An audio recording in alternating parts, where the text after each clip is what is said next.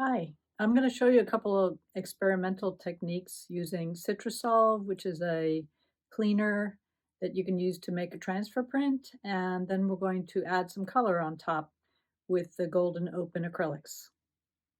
Here I have my laser printout of a photograph of rocks from Washington State. And I really just picked it because it had a lot of texture in it. And I had to make it pretty high contrast. Low contrast images are harder to transfer. Although, I mean, they still will, but they just won't show up very well. So before we even get to the gel prints, this is sort of a two-step process. We're doing the Citrasolv Transfer first. I'm going to use just a piece of Strathmore printmaking paper because it's thin and it seems to work well with this process, the thinner papers. And I'm going to take my paper down so that it doesn't move around. Flip it up to check. I've got my paper towel. You could also use a sponge or foam brush. I'm basically going to be adding Citrasolv like this, and it's going to soak through the paper. This is a cleaner. You can find it online or in your hardware store. It's a kind of a degreaser, and it's what releases the toner from the laser print. So this will only work with laser.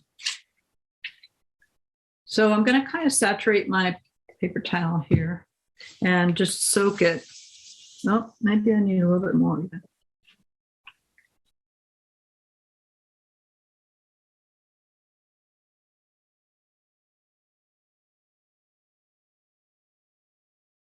And it does smell, but it's not unpleasant.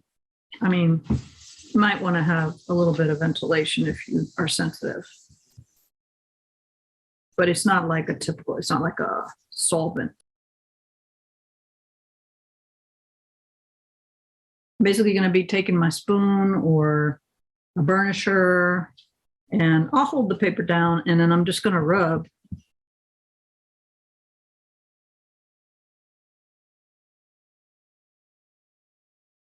Check to see if something's happening. And it's still pretty light.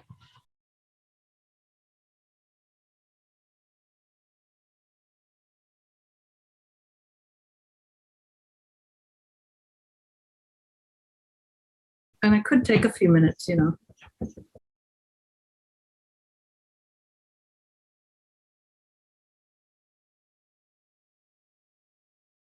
So I've got this print, and I think I want to add a little bit of color to it, but I like the just black and white pattern of the stone here. I'm going to try doing a gel print on top of the transfer and see if that works. But I'm going to just get color in the outside area around the rock. So the way to do that is to make a simple mask. You could do this in front of a window if it's easier. I can see the outline of the shape, so I'm just going to make a light outline here. And then I'm going to cut that out, and that will be my mask.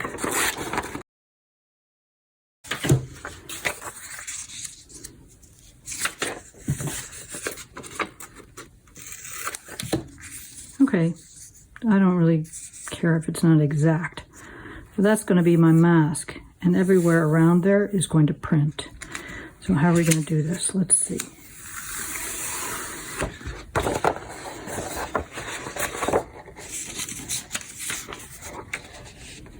I think the easiest way is just to put a little bit of tape on the back of this. It has to be non-stick tape because you don't want to wreck your print, right? But if you use something like artist tape or removable tape, not Scotch tape, not masking, but something that will let it stick without destroying your print. Okay, so this is all very experimental, mind you. So we're going to put that there. It's not covering everything, but that's okay. Then we're going to coat the plate with some light color. Then I'm going to flip this over and I'm going to print on it. Whoops, already came off. Oh boy. Okay, a little more tape maybe.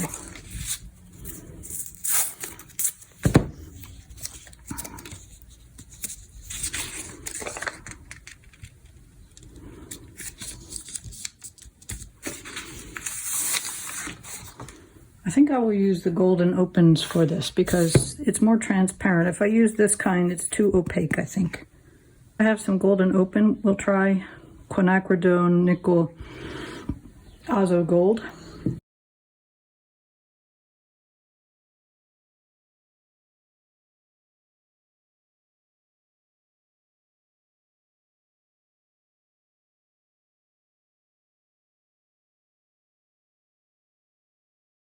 Because this paper is the same size as my background paper, it should line up pretty well. I'll just line up a couple of corners.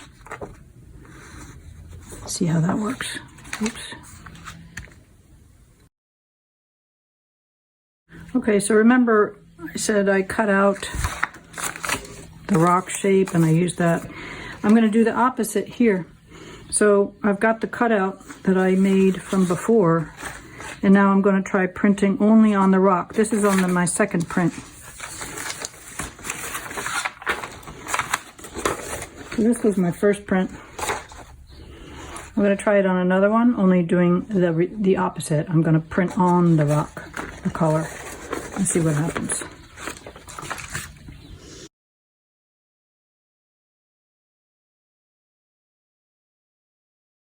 A bit of transparency though.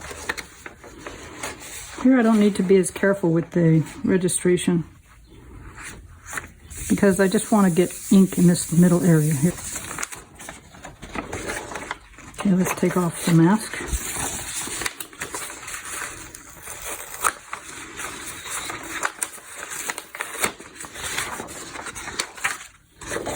No, I didn't get it quite exact.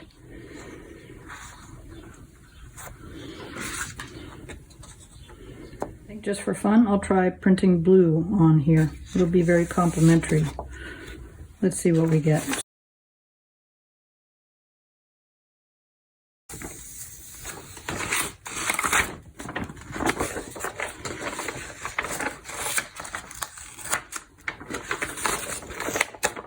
That's kind of cool. Just soften the line a little bit. It won't hurt the print as long as it's light.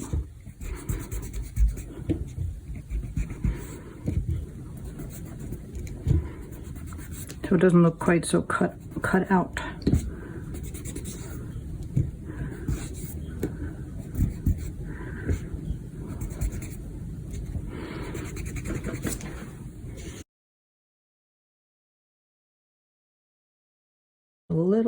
Couple of little darks in here just to make the stone a little bit more dimensional.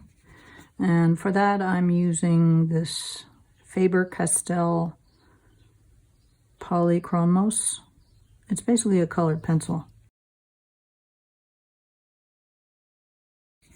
So let's just leave it for now, I think, and I'll take a look at it later. But I like that. It's kind of an unusual image.